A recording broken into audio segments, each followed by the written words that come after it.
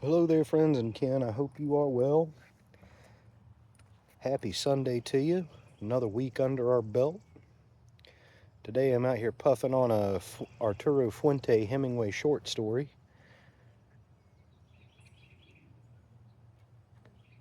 Ain't much left to it. Of course, there ain't much to it to begin with, hence the name short story. But when you're pressed for time, and that's a good choice. This is one of those cigars that I know I can enjoy if I don't have a lot of time to spare, if I'm in a hurry. And I know it's one of those go-tos. The whole Hemingway line that Fuente makes is something I know is not going to disappoint me if I fire it up.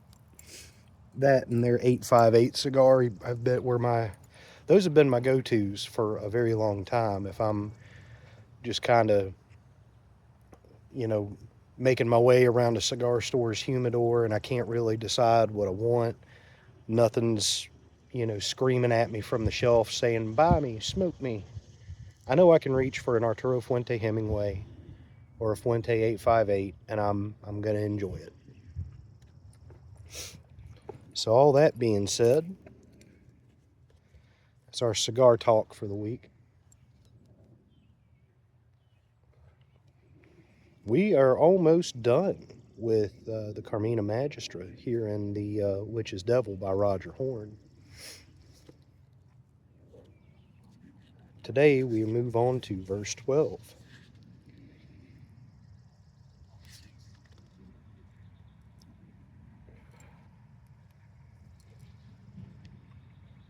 Father and mother is my beloved, wise teacher of all craft that is hidden. His tutelage sows strength and weakness, wisdom even in wild innocence. My beloved teaches the likeness of things, to craft the simulacra of art that catches the soul that we may charm it. My beloved teaches the movement of power, that it flows like contagion toward the enemy. My beloved teaches how to call unto the dwelling, unto the indwelling spirit of all things, to forge agreements and pacts to hold the visible and invisible in harmony. My beloved teaches the natures of plants, roots, herbs, stones, and bones of beasts to discern what power each may hold for harm or aid. My beloved teaches the oscillation of signs to cast or to read, the workings of sortilege, the churning stars, the undulations of water and flame, to divine the truth beneath what is seen. My beloved teaches the ecstasy of the soul, the sending of the spirit beyond the body, to seek out knowledge through hidden doors. Well, that verse is packed with a lot, and I mean a lot, of symbolism and a broad array of topics. But if we're going to sum it up in a nice, neat little package, what Mr. Horne is telling us in that verse is that the witch's devil is the teacher of all craft workings and all the workings that make up the foundation of our craft and our practice. Everything from learning the virtues of plants and stones and animal bones to the art of spirit flight or astral projection, whatever you want to call it. Here lately, I've definitely grown fond of the term spirit flight, and it just I like the images that brings to mind. But that is what ultimately behind the initiations, behind all the imagery of the pursuit of knowledge, that is Mr. Horne. Anyway, that's his primary interest, or what he believes the primary interest of the witch is when approaching this spirit entity, this great grand spirit, the master of spirits. If we follow through with the calling, Because arguably, most all of us that approach this spirit person, this great old spirit person, it's a calling. It definitely is. And in the last several decades, more and more people have answered it. And I've pondered quite often the mechanics of that. Is this something that just about anybody can decide to pick up and follow? Or are specific people pinpointed out to receive the call? Or is the call just constantly blaring in the spirit realm, and periodically people are just in a position where they can pay attention enough to hear it? That's kind of the answer that I lean to. I think that there's maybe we can call it a frequency that's, let's call it the liminal frequency. And it's something that's constantly broadcast. And it's constantly waving between that boundary between our world and the next. Hence why I call it the liminal frequency. It doesn't really belong to one dimension of existence or the other. It belongs to both. In fact, it's part of what binds them, I think. And I think that there are people who are just out of sync enough with the frequency of this material reality that they pick up on it. They pick up on that frequency that lies in between. So that's my thought anyway. Now, do I think some people, their attention is purposely drawn to it by spirit guides? Yeah, that's possible. But I also think it can happen completely independent of spirit involvement. I think it can just happen sometimes. A lot of times because people have been othered in some way, whether they're just social misfits that don't really belong, or people that don't neatly fit into the categories of what established society deems normal. I think those people can naturally just pick up on it a little bit better. But there is one statement in there that I wanted to address, because I know it's probably one that kind of stands out more than the others.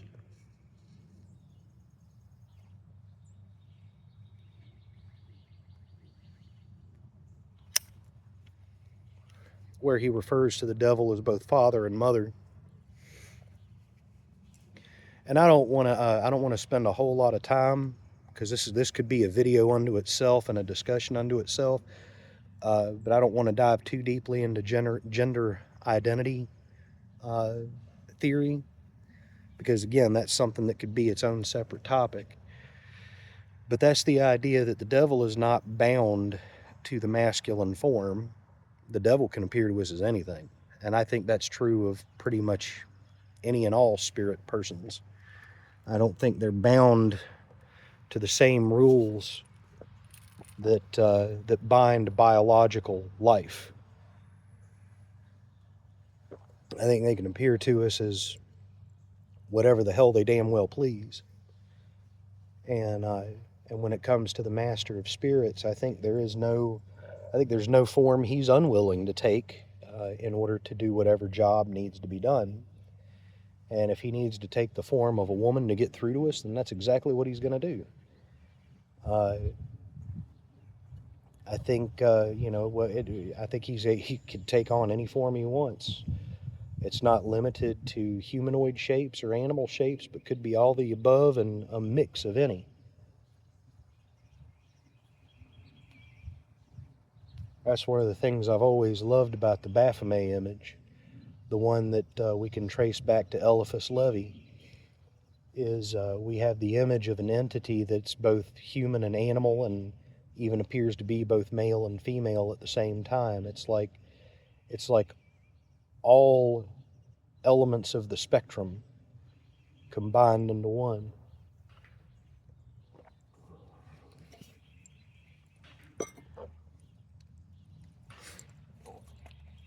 And I think that's one of the things that draws a lot of people to the concept of the devil is they admire the lack of boundaries, the lack of, and it's not even that we think of it as lack of boundaries, but it's more like lack of limitation. A lot of us drawn to this path don't like limits. We don't like rules. And sometimes that can be taken too far, because the building block of this reality really is the construction of rules. And we have to have rules for things to be stable. But the funny thing is, in order for life to thrive, it must also have the freedom to evolve. So there's a duality there that I think that our distant ancestors understood a lot better than we do. Because in parallel with our scientific knowledge, we also still have the remnants of rigid dogmatic religion that limit knowledge and discovery. And the two seem to grow in power in tandem. Whenever one advances, the other tries to catch up. But anyway, that in and of itself is a whole other discussion. But rules have a place. I believe that.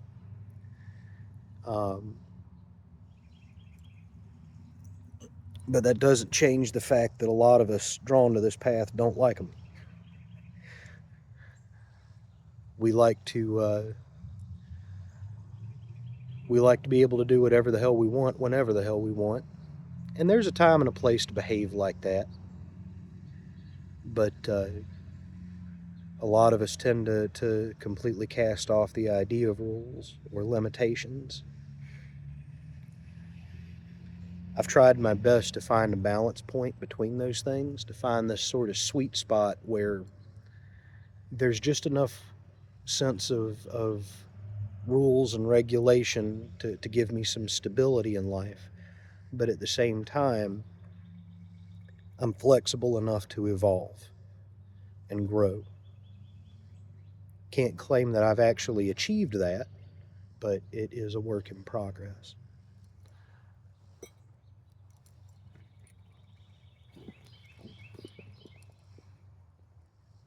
So next Sunday will be the last verse out of the Carmina Magistra that we read, and of course, I've read the whole thing before, but I went back and reread the last verse just to get an idea of what note we were going to end on.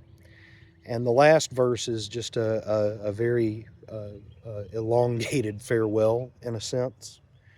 But so maybe we'll do something special at the end of that on Sundee Service next week to commemorate and celebrate finishing that poem. And we'll talk about what we're going to start reading and working with next. Over the course of the last several months since the Yule season, I've acquired a lot of new titles in my collection. There's plenty of stuff in there for us to go over and work into our readings. I look forward to exploring all that with you.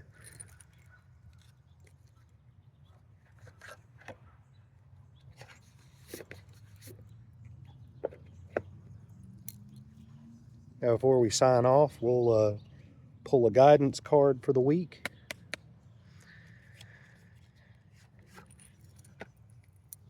I've come to enjoy doing that at the end of our Sundee service. It gives us something to reflect on.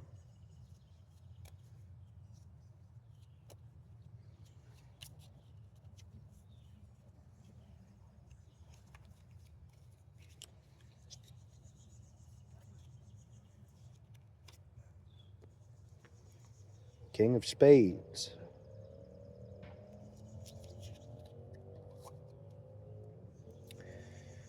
King of Spades can be kind of an intimidating card.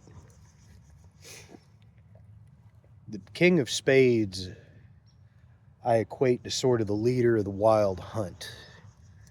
He's the master of winds. He rides the sky. And it is a hunt, make no mistake. Now, what he's hunting, it depends on context. I'd like to think for the most part, it's unruly spirits who aren't going down the pathways they're supposed to go, particularly the souls of the dead,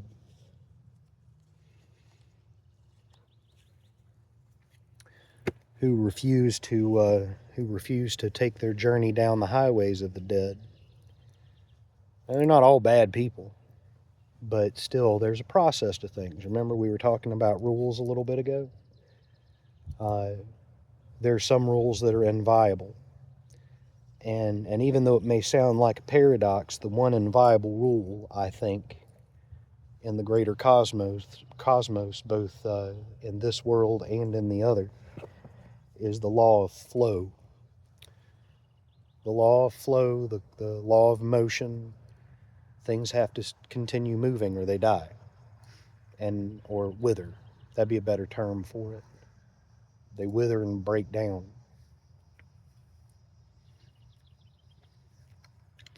Blast it, my cigar keeps going out.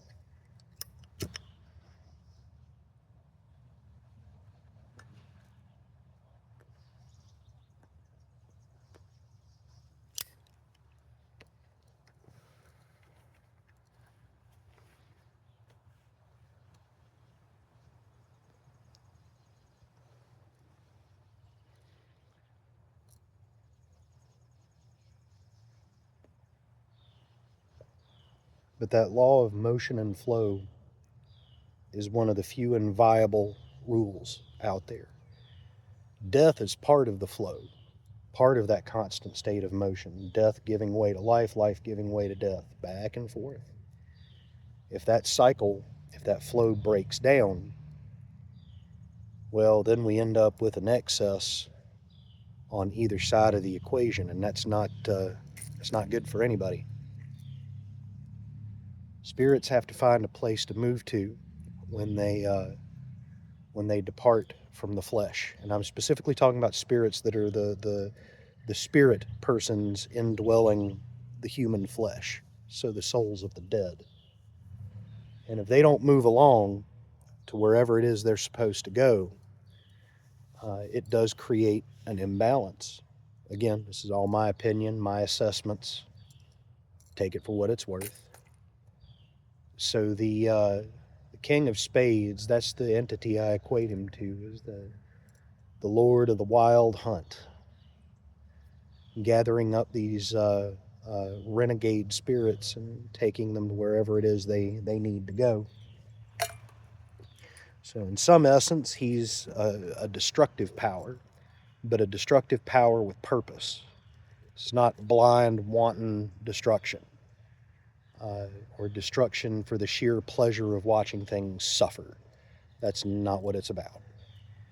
It's about assessing an imbalance and enacting death and destruction as a way to restore balance.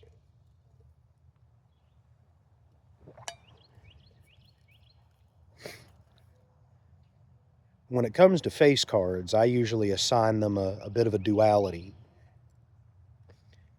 There's the balanced manifestation of the face card and the imbalanced. And honestly, the usually when I'm doing a full reading, the context of, because you can't really read playing cards as reversed or right side up. So I look for context within the rest of the reading to indicate whether we're talking about the balanced manifestation or the imbalanced. And sometimes just intuitive impulse is enough to tell me what we're dealing with. But for a general guidance request like what we just did, I would say both ends of the duality need to be considered, because that's what's being communicated. This is an element that needs to be contemplated and meditated upon to ensure it stays in balance. So the balanced manifestation of that card is the act of properly letting go of things that need to be let go of, more the act of knowing what needs to be let go of and what needs to be held on to. but more so the act of, you know, of getting rid of the things that no longer serve a purpose in your life, within you or around you. So this can be things like letting go of resentments, letting go of bad habits. That's a big one. That card, actually, come to think of it, comes up a lot when I do readings for people who are struggling with substance abuse. There's also, in the King cards, there's also a sense of accountability and taking responsibility to regulate. And so that's taking accountability for whatever it is you're inquiring about, and being willing to put the work into setting things right. And that's what I mean by the term regulate. To when I use that word in this context, regulate means to set things in proper motion, put things in their proper place. And that takes, again, accountability and responsibility.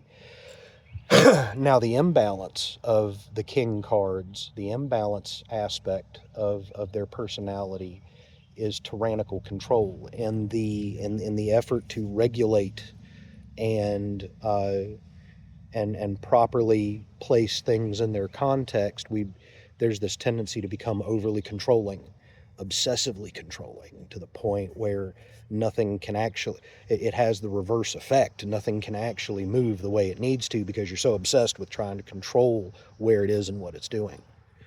So in this context, you know, this has to do with the King of Spades. If I had to like give a specific example of how this negative aspect of it would manifest, so Spades being the suit of challenge, suffering, death, struggle, and then everything we've just talked about in regards to the King card, the imbalanced King of Spades would take the form of probably somebody who self-sabotages things, because they're so used to things going badly, and they're so accustomed to getting hurt, and they're so accustomed to things falling apart, that they try to take control of how they fall apart. So they will self-sabotage all of their opportunities to be happy, because they think, well, if I control everything going to shit, then I won't get hurt by everything going to shit, because I've got control over the things going to shit. And somehow it's a little less intimidating to know for certain that the suffering is coming, so you induce the suffering on your own. And then there's sort of the opposite to that, where rather than risk pain and suffering, somebody just completely shuts the rest of the world out and refuses to interact with anyone or anything, or have substantial emotional connections with anyone or anything. And so the idea in this particular context, where we've drawn the King as a weekly guidance card, bear in mind that we have to take accountability for things that need to stay and things that need to go. And when it comes time to let go of something, when we can tell for certain that something is unhealthy and no longer serving us in a helpful way, we need to, again, accountability, take that responsibility and remove it from our lives in a healthy and respectful way. And we need to be mindful that in our attempt to deal with struggle and suffering, that we avoid those two forks in the pathway of tyrannical control. We avoid shutting the rest of the world out to avoid suffering, and we also avoid self-sabotage. Acknowledge when we're doing it, and stop doing it. All that being said, friends and kin, as always, it's a pleasure to spend this time with you. Thank you for stopping by to spend this time with me. And I hope you have a wonderful week, and I'll see you next Sunday.